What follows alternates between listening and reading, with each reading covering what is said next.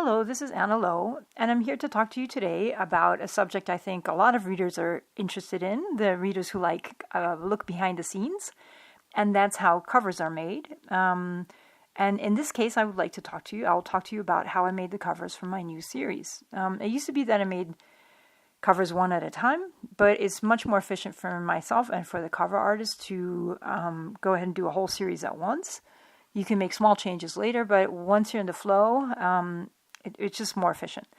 So I have a new Aloha Shifters series. So what you see here is the original Aloha Shifters Jewels of the Heart series. Some beautiful covers that I think were really striking. And my new series is related. Some characters related to these characters in a similar location and so on, similar mood. So, but of course I wanted something a little different to show the new series. So I talked to Kim Killian, my amazing cover artist, or one of several cover artists I work with. And I said, well, I kind of want it to be the same, but I kind of want it to be different. So poor Kim had to interpret that. And I said, just go for it, because she just does great work. So this is what she sent me. Now, you can notice several things right away. I wasn't sure at that point what the titles would be. So I had a working title at that point that was Kiss of the Dragon. It became Rebel Dragon. So that's one thing. But the most important thing was, I think it's a nice cover, and it was a good start because it helped me imagine what the covers would be like. But this didn't say series to me. It just looks like a single nice cover, a guy on a beach at night. Okay, it's got a dragon, but it just didn't pop. It looks like an ordinary cover, a good but kind of ordinary cover. So I said, good start, but it doesn't, can you try again? So Kim tried again, and she sent me this. So kind of more of the crashing waves look that I had in the first series.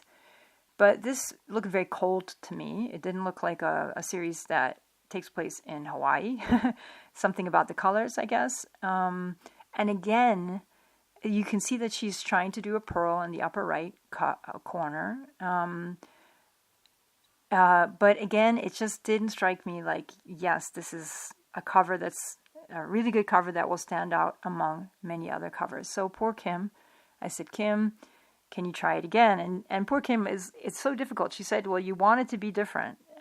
So how much the same do you want it? And I finally said, well, why don't we make it the same, but more, let's concentrate on the landscape that appears more in the background of the books. So this is what she came up with, and I loved it right away. Of course, it's very similar to the Jewels of the Heart, the first series, but this one is called Pearls of Desire series. But you can see it's much more, you see the mountainous landscape in the back, but it has a very striking color palette that I had in the first series that I really liked. So I saw this and I was like, yeah, okay, that is it. That's going to be the look of the series. So let's continue with that. So once you have that, it's pretty easy. Then you can just tinker with the details. Although that wasn't that easy because we have a lot of elements that we need to fit in. So in this one, you can see the subtitle, Pearls of Desire, Book 1, appearing in the upper right corner, with two little pearls. And then we have the series down lower where it says Aloha Shifters. But I didn't really like the Pearls of Desire up there in the corner, so we kept moving it around and kept experimenting with small things. So here's the next thing we tried. We've got a pearl low down under the title. So we've moved the Aloha Shifters above the title. So it goes Aloha Shifters, and then it says Rebel Dragon, and then it says the subtitle, Pearls of Desire, Book 1. And I love how she did the pearls in the little shell. So that is looking good. There was one more element that I wanted to get in. In this one, we've got the dragon, but in the other titles, so you've got the dragon flying over the moon, but in the other titles, with the bear and such, how are you going to put that in? So we put symbols in the last series, so I asked her to put the symbols in again. So the next version has, in the O of Anna Lowe, you can see a dragon head. So we tried it there, and then we moved it. So I'm going to change to the next version, and here we moved it to the O of dragon, and I like that a little better.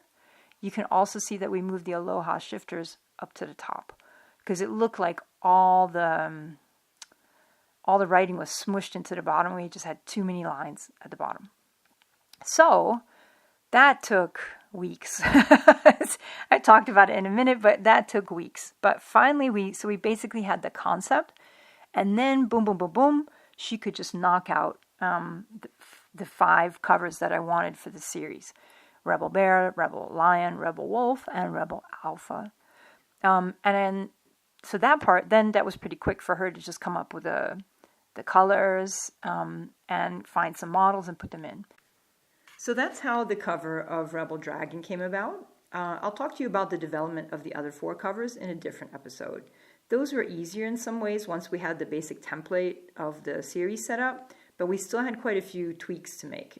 And those are quite interesting to see as well. So I'll see you soon in another episode of the Journals and talk you through the rest of the Aloha Shifters Pearls of Desire cover making process. Bye-bye.